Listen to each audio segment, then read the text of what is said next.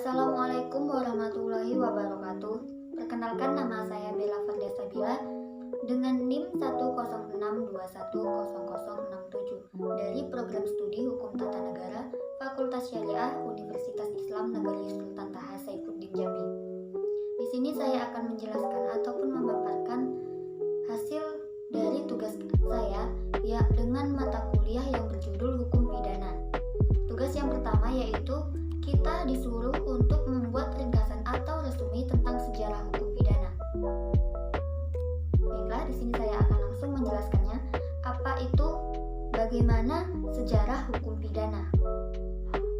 Hukum pidana yang berlaku di Indonesia sekarang ini belumlah merupakan hukum asli lahir dan dibuat oleh bangsa kita sendiri, melainkan warisan peninggalan bangsa Belanda dahulu. KUHP kita sekarang ini masih merupakan terjemahan dari KUHP Belanda, yaitu Wetboek van Strafrecht.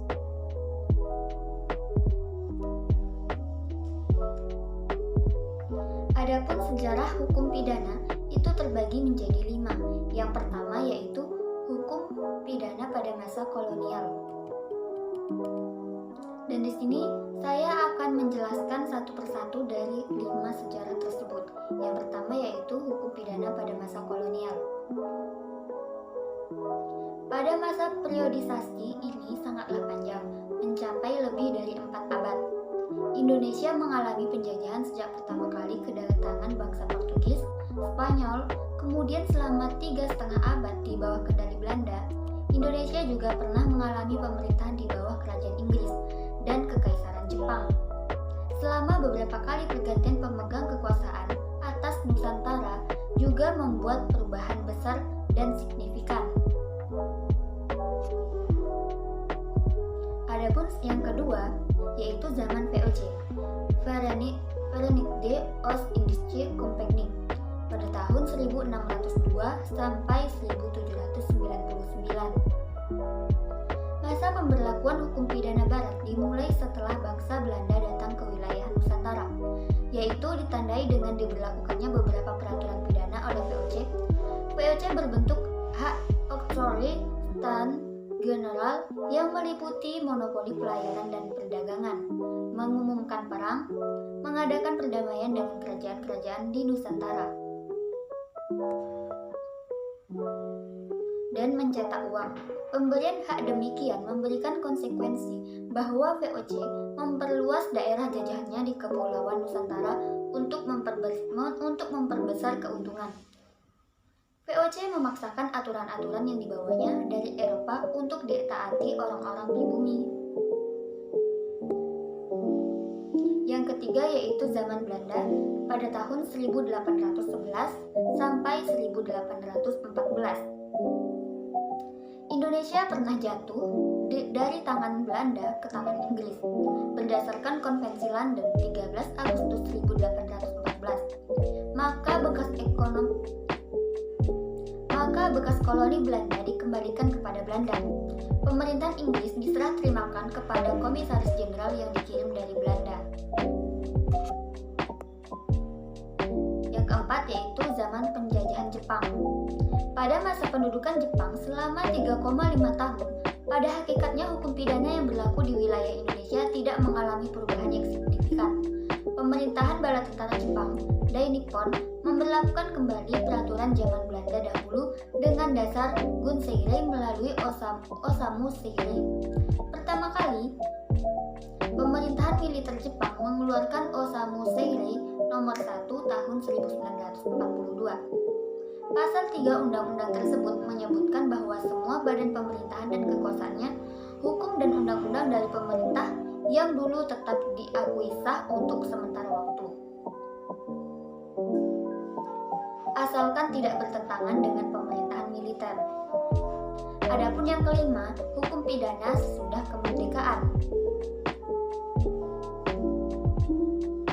Sesudah kemerdekaan,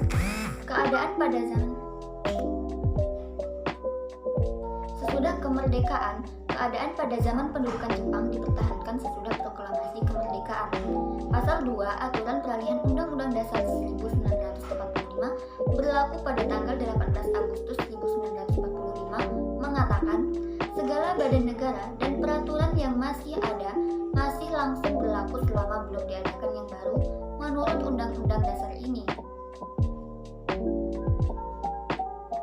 Barulah dengan Undang-Undang Nomor 1 Tahun 1946 diadakan perubahan yang mendasar atas WPSNI, ditentukan di dalam Undang-Undang Nomor 1 Tahun 1946 tersebut bahwa hukum pidana yang berlaku sekarang ini mulai tahun 1946 ialah hukum pidana yang berlaku pada tanggal 8 Maret 1942 dengan berbagai perubahan dan penambahan yang disesuaikan dengan keadaan negara Proklamasi Kemerdekaan Indonesia dengan nama Wetboek van Strafrecht Noord-Nederlands ini diubah menjadi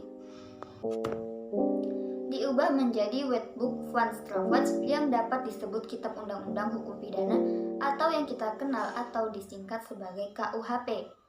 Dengan berlakunya Undang-Undang Nomor 1 Tahun 1946 untuk seluruh Indonesia berdasarkan Undang-Undang Nomor 73 Tahun 1958, maka hilanglah dualisme berlakunya dua macam undang-undang hukum pidana di Indonesia. Adapun tugas yang kedua yaitu membuat ringkasan atau resume tentang unsur-unsur kesalahan dalam tindak pidana. Di sini saya akan menjelaskan tentang unsur-unsur kesalahan dalam tindak pidana. Tidak ada pidana tanpa kesalahan. Geen straf zonder schuld. Terdapat dalam pasal 6 ayat 2 Undang-Undang Nomor 48 Tahun 2009. Undang-undang tidak ada memberikan definisi tentang apa yang dimaksud dengan kesalahan, tetapi hanya menyebutkan dua bentuk atau jenis kesalahan. Yang pertama yaitu kesengajaan atau dolus. Terdapat dua teori kesengajaan yaitu willenstheorie, maksudnya itu teori kehendak. Willen and weten, menghendaki dan mengetahui. Contoh pada pasal 480, maksudnya penadahan. Unsur kesengajaan yang kedua yaitu voorstelling theory, yang dimaksud teori membayangkan. Sengaja membayangkan akan akibat timbulnya akibat perubahan. Orang tidak bisa menghendaki akibat melainkan hanya membayangkannya. Teori ini menitik beratkan pada apa yang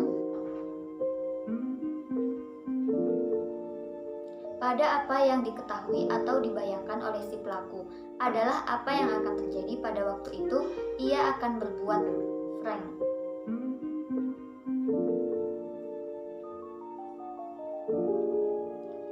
Adapun tidak kesengajaan yang kedua adalah kelalaian atau culpa. Culpa mencakup kurang, maksudnya itu cermat berpikir, kurang pengetahuan atau bertindak kurang terarah. Menurut Jan Rameling, ihwal culpa merujuk pada kemampuan psikis seseorang dan karena itu dapat dikatakan bahwa culpa berarti tidak atau kurang menduga secara nyata akibat fatal dari tindakan orang tersebut. Padahal itu mudah dilakukan dan karena itu seharusnya dilakukan.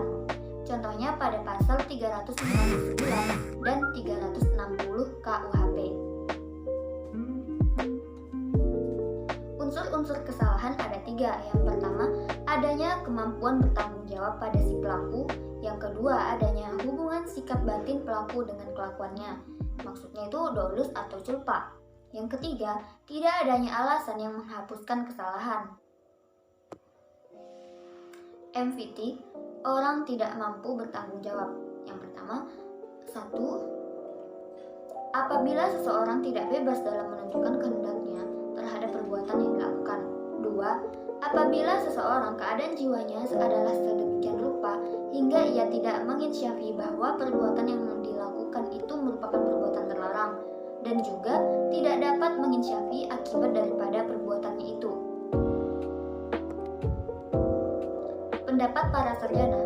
Yang pertama, Van Hammel, ada 3 syarat kemampuan bertanggung jawab.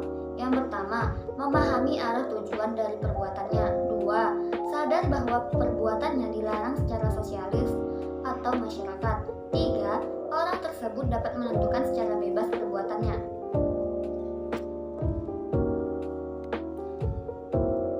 Pendapat para sarjana yang kedua yaitu Simons, dua syarat kemampuan bertanggung jawab. Yang pertama, keadaan jiwa seseorang sedemikian rupa sehingga ia dapat menginsyafi bahwa perbuatannya itu adalah perbuatan yang terlarang. Dua, orang tersebut harus dapat menentukan kehendaknya terhadap perbuatannya.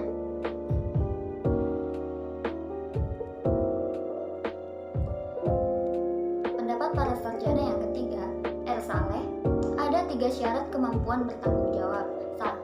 Dapat menginsyafi makna yang senyatanya daripada perbuatannya. 2. Dapat menginsyafi bahwa perbuatannya itu tidak dapat dipandang patut dalam pergaulan masyarakat.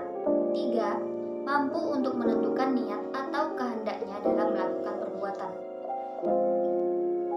Baiklah, sekian dari penyampaian saya atau pemaparan saya. Apabila ada kurang lebihnya, saya mohon maaf yang sebesar-besarnya. Jangan lupa. Wassalamualaikum warahmatullahi wabarakatuh.